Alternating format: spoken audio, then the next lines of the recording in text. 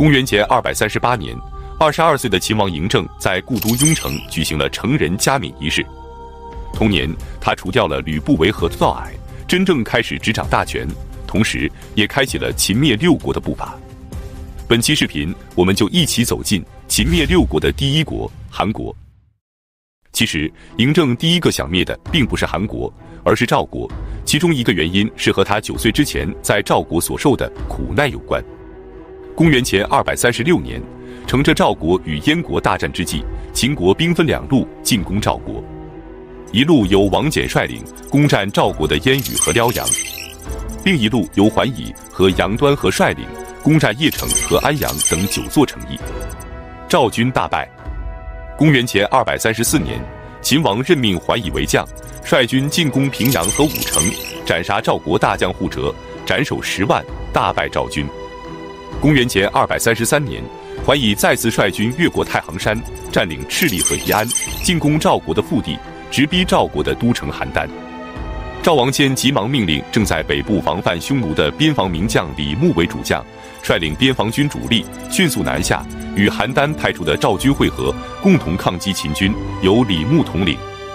李牧率领赵军到达宜安附近，他分析形势后，采取筑垒固守、伺机反攻的策略，拒不出战，与秦军展开对峙。而秦军是长途奔袭来攻打赵国的，持久战对秦军是不利的。于是桓乙做出战术调整，他率领主力进攻肥下，其目的是诱使赵军走出固垒回援。一旦赵军脱离营垒，秦军就可以在运动中将其歼灭。可作为战国4大名将之一的李牧，如此小儿科的诱敌战术就显得有点捉襟见肘了。他早已洞悉其中的奥秘，并做出对应部署。面对秦军的战术，他依然按兵不动，也不去救援肥下。等到秦军的主力离开，大本营兵力空虚的时候，他立即率领赵军主力进攻秦军的大本营。多日来，赵军一直采取守势，拒不出战。秦军以为赵军绝不会主动出击，也就放松了警惕。等到赵军全军出击的时候，秦军毫无抵抗之力，留守的全部秦军以及大量的粮草辎重都被赵军俘获。而这只是第一步。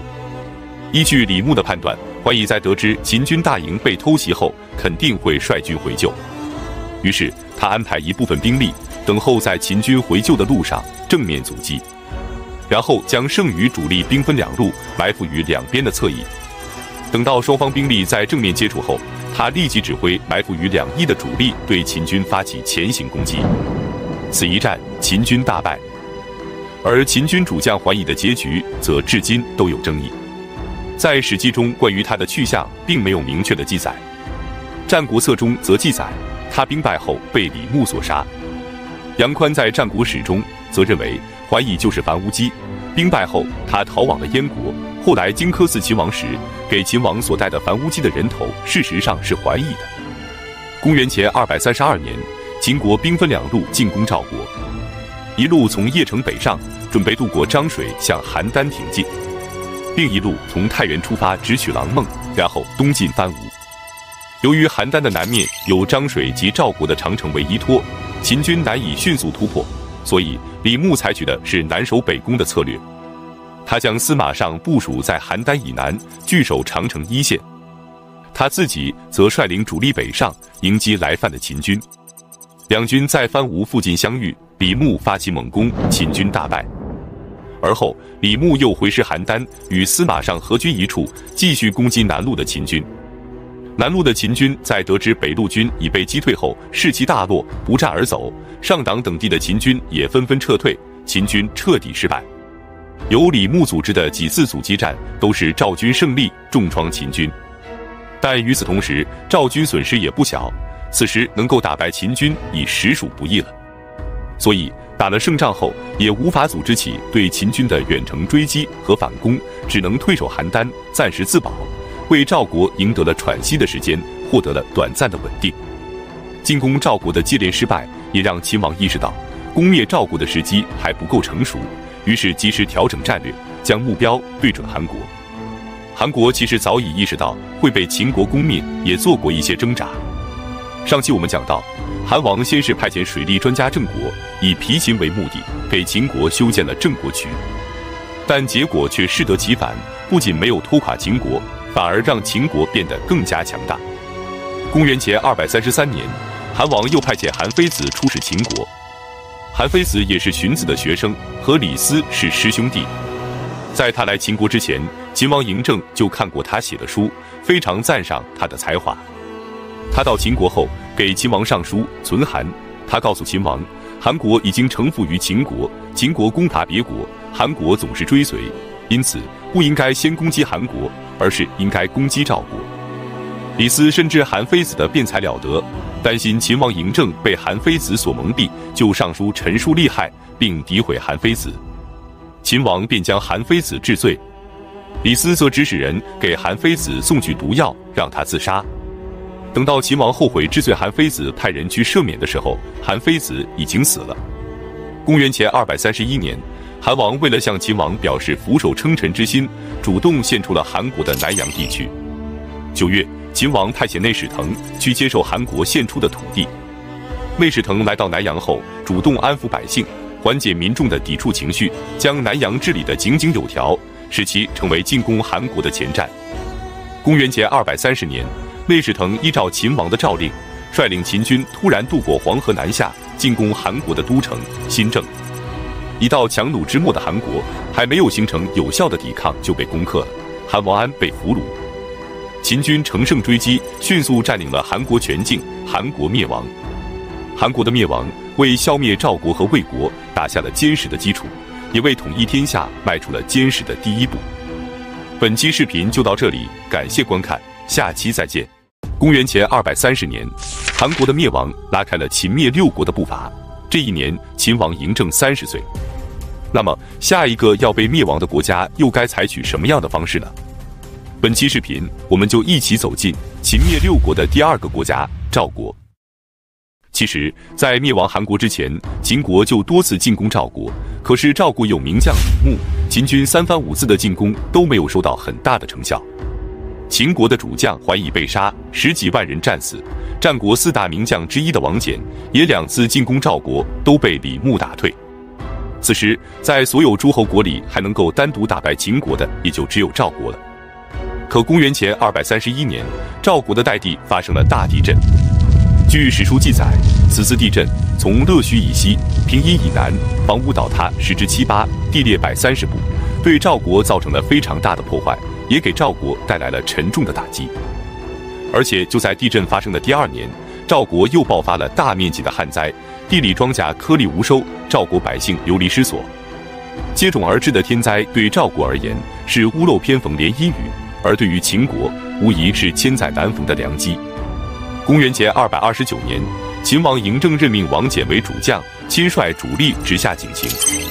同时，杨端和则率领河内士族共同进攻赵国都城邯郸。赵王任命李牧为大将军，司马尚为副将，倾全国之力抵抗秦军。李牧依旧采取当初对付匈奴的策略，以逸待劳，步步为营，不仓促应战，使得秦军屡遭失败。就这样，双方形成了对峙局面。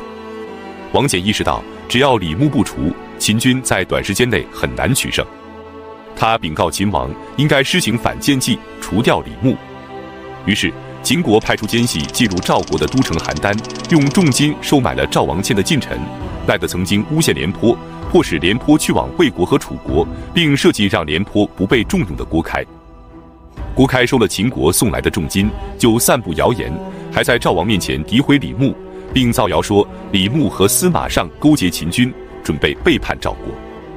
昏聩的赵王谦听信了郭开的谣言，也不加以调查和证实，就立即委派赵聪和严巨去取代李牧和司马尚。李牧接到命令后，气愤异常，为了社稷和军民，他坚决不从。赵王就暗中布置圈套，将李牧逮捕并斩杀，司马尚也被废弃不用。就这样，郭开作为一个赵国人，仅凭一己之力就除掉了战国4大名将中赵国的2大名将。而李牧在赵军中的威望颇高，他被杀害之后，军心顿时溃散。王翦意识到时机已经成熟，集中所有兵力对赵国发起猛攻，迅速地平定了东阳地区。赵聪战死，严拒逃亡。王翦几乎没有了阻挡的力量，带领秦军高歌猛进，直捣邯郸。赵王谦被俘虏，赵国战败。赵国的储君公子嘉提前带领着宗族子弟数百人逃到代地称王，并派遣使臣前往燕国，寻求燕国的庇护，共同驻守在易水河畔。除此之外，赵国领土都被秦国吞并，将其设置为秦国的邯郸郡。公元前222年，王翦的儿子王贲率领秦军彻底消灭了在燕国盘旋的赵国势力，俘虏了公子嘉。至此，赵国彻底灭亡。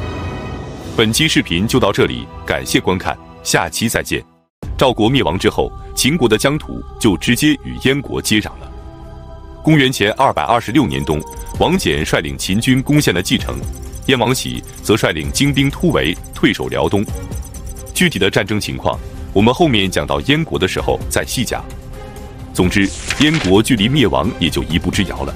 于是秦军调转方向，准备进攻魏国。本期视频，我们就一起走进秦灭六国的第3个国家——魏国。秦军攻占了蓟城之后，王翦就将大军驻扎在中山一带，这里向北可攻燕国，向东可攻齐国，向南可攻魏国和楚国。同时，王翦的儿子王贲则率领秦军进攻楚国的北部地区，并迅速地占领了20余座城池，给楚国一定的打击，其目的就是为了攻打魏国的时候，使楚国不敢轻举妄动。那么，攻打魏国又需要用什么样的战术呢？如果单论实力，击败魏国基本是没有悬念的。可魏国要是坚决抵抗，那么秦军也势必会有非常大的伤亡。于是，秦国再次使用此前屡试不爽的离间计。此次离间的对象是魏国的安陵君魏咎。魏咎的封地在安陵，安陵是联系魏国西部与大梁城的纽带。如果能将安陵城纳入秦国版图，那么魏国西部的赵陵、襄城、鲁阳、昆阳等地就都将成为飞地，不受大梁城的管控。这无异于就是折断了魏国的一只臂膀。于是秦国就派出使臣与安陵君商议，秦国愿意用500里的封地来交换安陵城，这个面积相当于安陵城的10倍有余，条件是非常诱人的。可安陵君却丝毫不为所动。见商议不行，秦国就派出5万人的军队抵达安陵城下进行军事施压。安陵君还是毫不妥协，并率领城内的数千魏军修筑工事，决心与安陵城共存亡。秦国见离间不行，那就只能硬打。公元前225年，王贲从燕国和赵国就地抽调10万大军，再加上前期已经抵达安陵城的5万秦军，共计15万人，号称50万，进攻魏国。魏国也知道秦军定会攻打大梁城，提前派出主力大军到北方去防御秦军南下。秦军则兵分2路，一路封锁黄河，阻挡魏军主力南下；一路由王贲率领绕到楚国，包围了魏国的都城大梁。面对秦军的进犯，即位才3年的魏王甲表现出异常坚定的决心，要保卫大梁。大梁城内屯有8万魏军，粮草辎重，足够3年之用，防守还是有很大的胜算。随后，魏军开始深挖壕沟，广修战备，依托城防工事，拼死抵抗。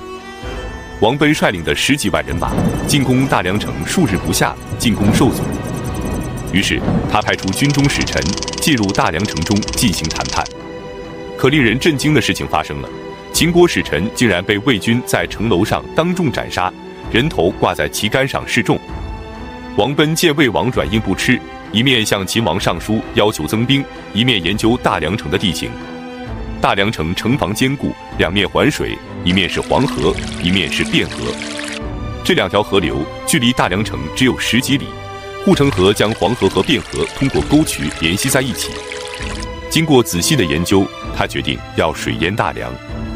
他命令士兵在大梁城的西北方向挖一道水渠，将黄河水引入大梁城。当时正值春汛时节，秦军冒雨挖渠，王贲亲自督促。不久之后，水库和渠道陆续修成，又储备了10多天的大雨之后，水势越发的浩大。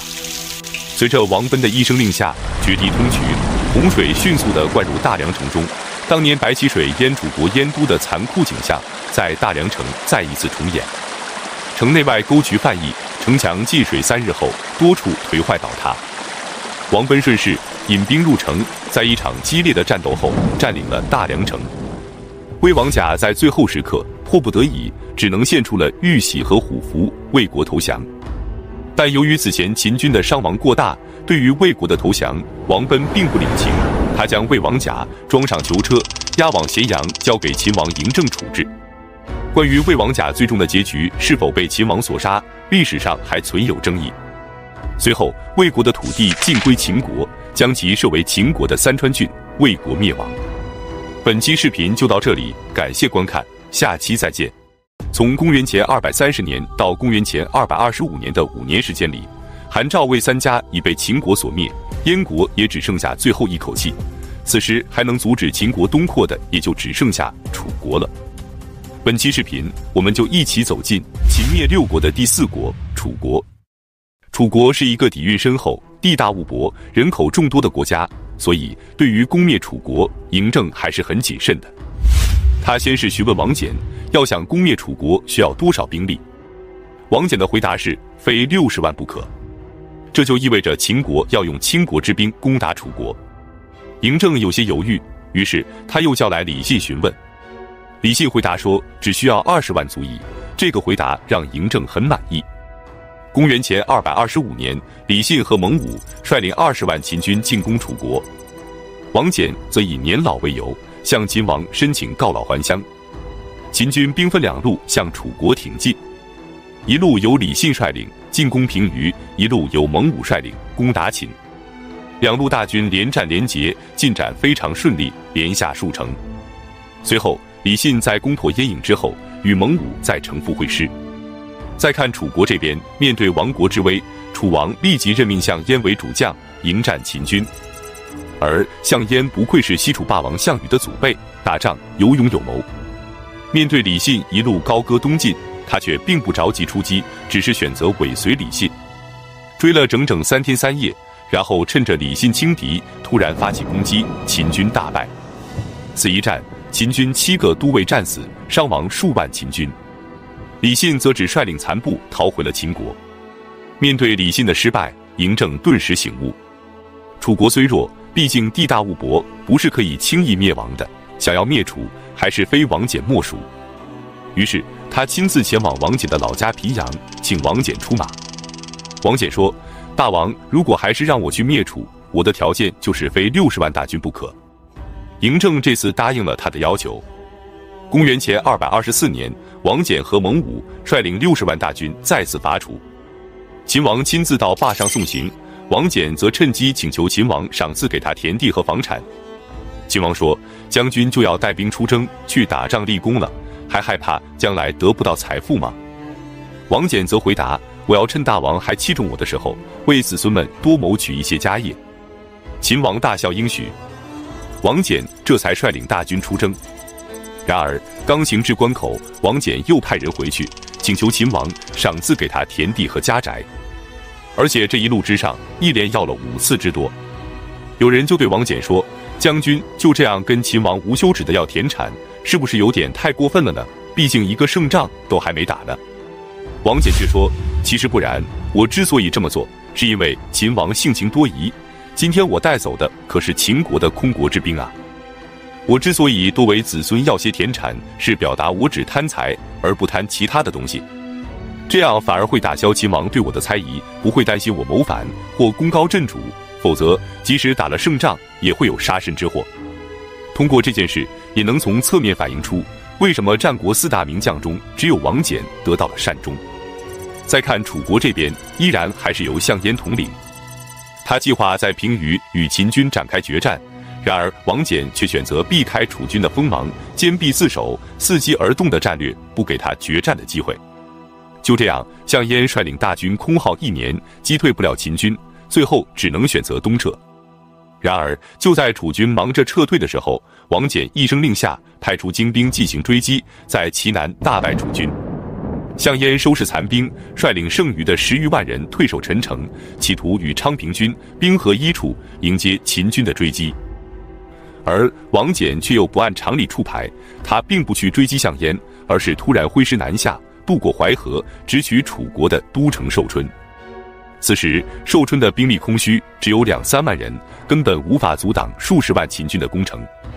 最后楚王傅除被秦军俘虏，王翦立即向楚国各地发布告示，宣布楚王被俘，楚国已经灭亡。于是淮北的各个郡县果真都望风溃败，不加抵抗。昌平君与项燕则鞭长莫及，也无可奈何，只能领兵退回到江东的吴越旧地，拥立昌平君为楚王。王翦也并不乘胜追击昌平君，因为楚国国都虽然沦陷，但昌平君和项燕还是有着相当的实力。寿春城破的时候，楚国的水师并未投降秦军，而是顺江东下，与项燕会师了。这样，项燕手中就仍然有20万人马，其中包含数万人的水师，实力仍不可小觑。他们以长江下游的广陵为据点，恭候秦军的到来。王翦则派出一支秦军南下，到长江中游征集大船，准备水陆并进，然后再派出一支偏师，打着楚王傅除的旗号，深入到楚国南部的湖湘一带，传习南方各郡，宣布秦王威德以及楚王傅除被俘的事实。南方各郡见此情景，纷纷投诚，王翦再无后顾之忧。几个月后，天气转冷，王翦已经征集到了足够的船只，带着楚王傅除水陆并进，攻击楚军的最后一道防线。广陵城下，秦军四面列营，军声震天，楚军都知道了楚王已经被俘虏，难免士气低迷。王翦则指挥秦军发起猛攻，不久之后，广陵城被攻破，昌平君被流失所中，不治身亡，项燕则引剑自刎而死，楚军伤亡巨大。而王翦的60万大军只折损10余万。随后，楚王傅除被贬为庶民，没多久就郁郁而终，楚国宣布灭亡。本期视频就到这里，感谢观看，下期再见。公元前228年，秦军攻占邯郸，俘虏了赵王谦。公子嘉则率领赵国宗族数百人逃亡代地，赵国灭亡。之后，秦国就直接与燕国接壤了，秦军兵临易水河畔，直逼燕国的都城蓟城。本期视频，我们就一起走进秦灭6国的第5国燕国。面对秦军的威胁，燕国大臣提议应该联合齐、楚、魏3国合纵抗秦。太子丹觉得这根本就是不切实际的想法，而且时间上也来不及。于是他决定采取一个更为快捷的方式，就是派遣刺客直接刺杀秦王。这样秦国必将大乱，燕国可趁机联合其他国家一致抗秦，并给各国以喘息的机会。他通过田光的引荐，结识了著名的侠士荆轲。荆轲是姜姓，姓氏，魏国人，喜好读书和击剑。他游历到燕国后，整天喝酒唱歌，并结交了一名以屠狗为生的人，名叫高渐离。高渐离擅长击筑，从此他2人就经常在一起喝酒，喝到尽兴的时候，高渐离击筑，荆轲唱歌，情到深处时，2人相对而泣，完全不在乎身边人的反应。太子丹找到荆轲，并向他说明来意，希望荆轲能帮助自己去刺杀秦王。刚开始，荆轲委婉地拒绝了太子丹。太子丹见荆轲相貌不凡，武艺出众，就以上宾之礼对待荆轲。他给荆轲安排了雕梁画栋的房舍，每天提供锦衣玉食和珍馐美味，并且还将自己的车马仪仗也交给荆轲使用。有一次，太子丹陪荆轲到野外游玩打猎，在回来的途中，荆轲在无意间闲聊时说，他听老人们说，千里马的马肝味道鲜美，比龙肝凤胆也毫不逊色。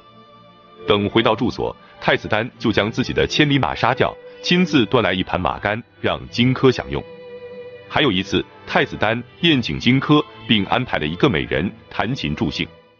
荆轲望着美人鲜嫩白皙的手，连连称赞道：“好手，好手！”没想到太子丹竟把美人的手砍断，盛在盘子里赠给荆轲。自此，荆轲十分感动，答应去刺杀秦王。当王翦的大军到达燕国南部边界的时候，太子丹十分恐惧，便催促荆轲早点动身。荆轲说：“就算我现在去往秦国，也未必能够接近秦王。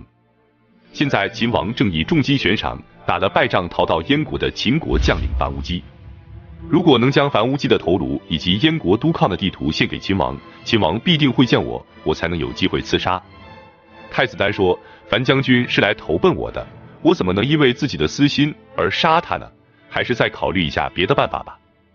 荆轲知道太子不忍心杀樊乌基，他就私下里会见了樊乌基，希望他能献出自己的头颅，用来刺杀秦王，以报答太子丹。樊乌基听完后便拔剑自刎，荆轲将樊乌基的头颅装进木盒。太子丹将一把用毒药煮炼过、由赵国铸剑名家徐夫人所铸的匕首交给荆轲，又安排一名勇士作为荆轲的副手，名叫秦舞阳。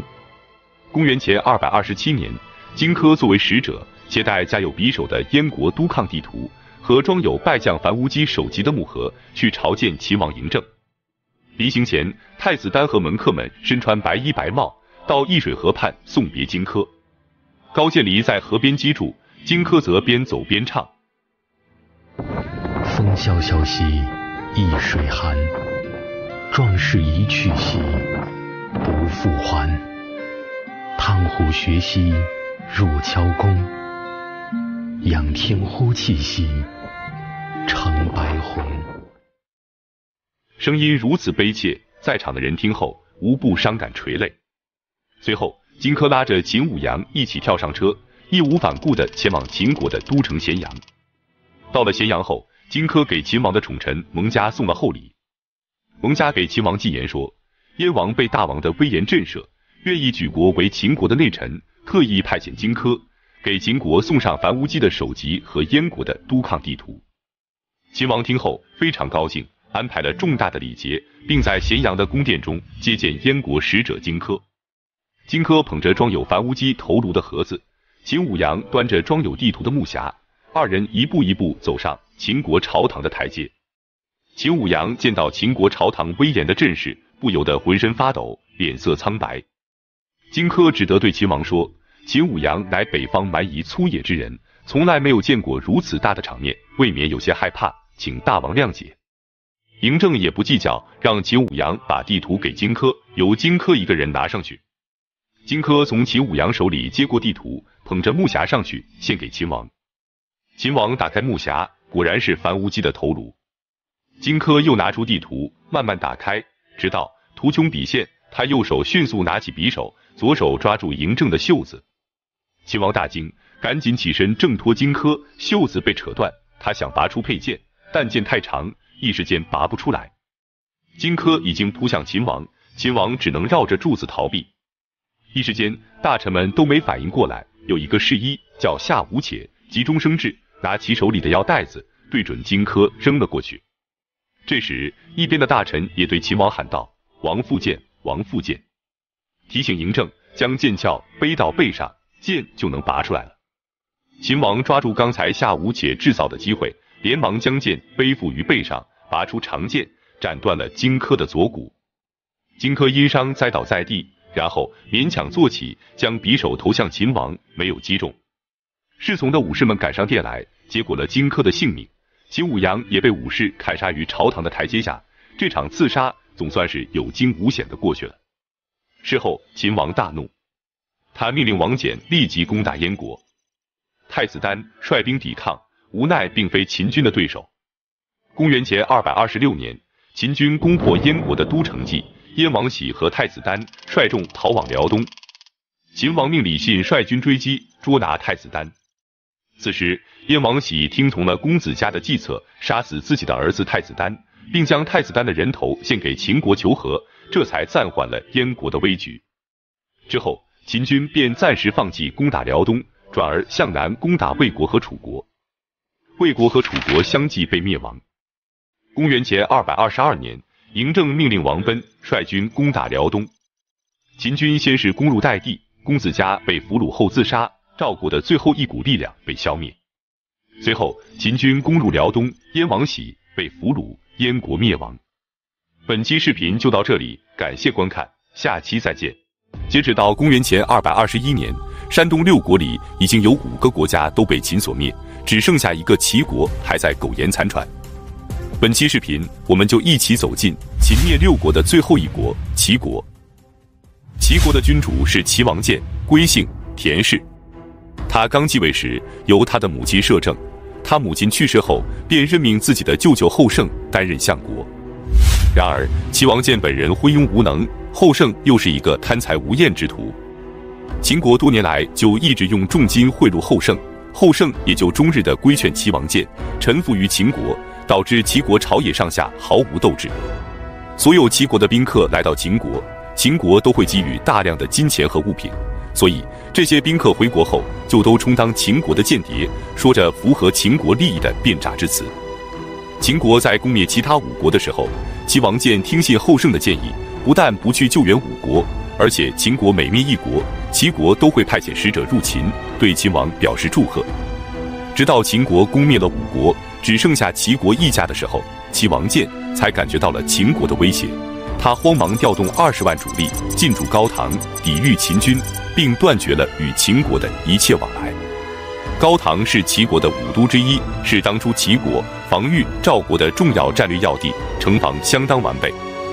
附近还有另一个5都之一的平陆，两地之间可以相互驰援，可以说是固若金汤的城防布局。公元前221年，秦王嬴政以齐国拒绝秦国使者访齐为由，命令蒙恬和任嚣起兵30万攻打齐国。蒙恬进驻高唐对岸的灵丘，这里渡河器具和粮草物资都很充沛，而且是进攻齐国的最短路线。然而从春天一直打到盛夏，秦军数次渡河均告失败，与齐军对峙3个多月，毫无进展。此时王贲刚刚平定了辽东的燕地和代郡的赵地残余势力，留有数万兵马驻守北方，他自己则回到了咸阳待命。为了帮助蒙恬打开缺口，秦王令王贲再次赶赴燕赵旧地，统领5万人马南下，渡过黄河，威胁齐国的都城临淄。王贲得令后，立即抵达燕赵旧地，召集人马，统兵南下，长驱直入，渡过济水，兵临临淄城下。临淄是战国时期的超级大城，有人口50万，守军近10万。因为常年很少发生战争，临淄得到了几十年的大发展，粮草堆积如山，车马塞于通衢，弦管响入云霄，繁华更胜于昔日。而王贲进攻临淄的军队还不及5万，要想攻破临淄城，基本是不可能的。此时齐王建有2个选择：第一，兵分2路抵御秦军，短期内是完全可以坚守的；第二，可以从高唐调来一支军队，和临淄的守军会合，利用绝对的人数优势，先将王贲的军队歼灭，到时候蒙恬军也必然不战而退。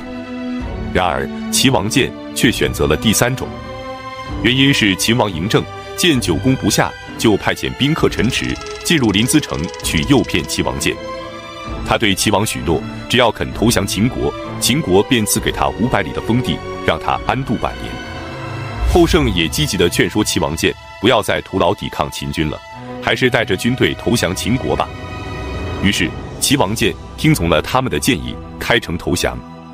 随后王贲就杀了后胜，并将齐王建囚禁起来，等待秦王发落。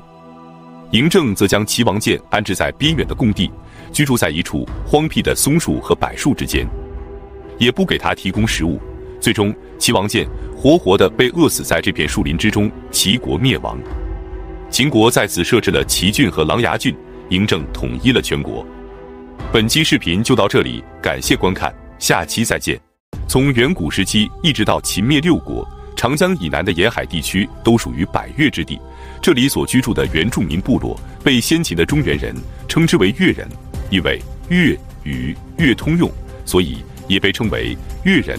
因为其支系部落众多，所以统称为百越。本期视频我们就一起走进秦始皇统一全国之南征百越。百越部落大体可分为欧越、闽越、南越、西欧、洛越等几个部分。其中欧越部落居住在今天浙江南部的瓯江流域，以温州一带为中心。闽越部落的势力范围以今天福建的福州为中心。南越部落则分布于今天广东的南部、北部和西部地区。西欧部落分布于今天的广西一带。洛越部落分布于广西南部和越南北部。百越部落所居住的地区气候温和，雨水充沛，物产丰富，幅员辽阔，但由于被山川五岭所阻隔，远离中原。秦灭六国之后，秦王嬴政就把百越之地作为统一的目标。公元前219年，秦王任命屠睢为主将，赵佗为副将，率军50万征讨百越。针对百越地区各部落居住分散的特点，秦军采取多路分兵进军，遇有大敌再合兵攻击的战略方针。于是，秦军兵分5路进攻百越。第一路从今天的江西向东进发，攻取瓯越和闽越。第二路从今天的南昌出发，越过大庾岭进入广东北部。第三路从今天的长沙出发，越过祁田岭直抵番禺。第四路从蒙主岭进入今天的贺县。第五路越过越城岭进入今天的桂林。其中第一路秦军进展非常顺利，在当年就攻下并平定了瓯越和闽越地区，并在此设置了闽中郡。而其他4路秦军则遇到了非常大的困难。尽管百越地区的土著人数少，武器落后，但抵抗意志却非常高，致使战争非常的激烈。到公元前218年，秦军进攻缓慢且死伤巨大，主将屠睢变得情绪暴躁，开始滥杀无辜，更加导致当地人的极大愤慨和奋起反抗。秦军进攻百越的4路大军共有40万人，虽然在兵力上占有绝对优势，但是战争的过程却令秦军感到了前所未有的压力。尽管在战前，秦军就考虑到了粮道的问题，也意识到南方的炎热气候对于北方秦军会不适应，但秦军到了岭南后才发现，战场环境的恶劣以及百越军的顽强还是超乎想象。据史书记载，以西欧部落为主力的百越军抵抗异常顽强。欧洛军在首领义豫宋的率领下，与秦军进行了凶悍惨烈的激战，致使秦军节节受挫，损兵折将。义豫宋战死后，他们马上又选出新的首领桀郡，随后全线退入山地丛林，与秦军继续作战。欧洛军甚至不惜隐匿深山，与野兽为伍，也不投降秦军，并且还不断地对秦军进行偷袭，切断秦军粮道。秦军的主将屠睢向秦王汇报，秦军粮道被切断，粮草供应出现了很大的问题。于是秦王下令征调大量民工开凿灵渠，这样就可以使长江上的船只从湘江进入灵渠，再入漓江，然后从桂江南下，可以从西江东行抵达番禺，或者从浔江西行而抵固山和临潼，使水道纵横的岭南无所不通，确保了秦军的粮草运输。这不仅是当时军事上的一项重大战略措施，同时也加强了岭南与内地的联系，打破了岭南与岭北的闭塞局面，为今后促进岭南的开发起到了极其重要的作用。公元前218年，欧洛军在新首领桀郡的率领下，对秦军发起反攻，秦军大败。据《淮南子》记载，秦兵俘尸流血达数十万。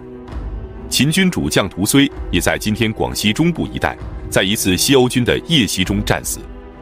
此时40万的秦军伤亡已经接近30万，剩余的10多万秦军全部退守到广西东部边界。欧洛军的伤亡也同样十分惨重，也没有力量继续发动进攻，双方形成了对峙局面，而这一对峙就是3-4年。公元前214年，灵渠粮道已全面开通，后勤补给有了保障。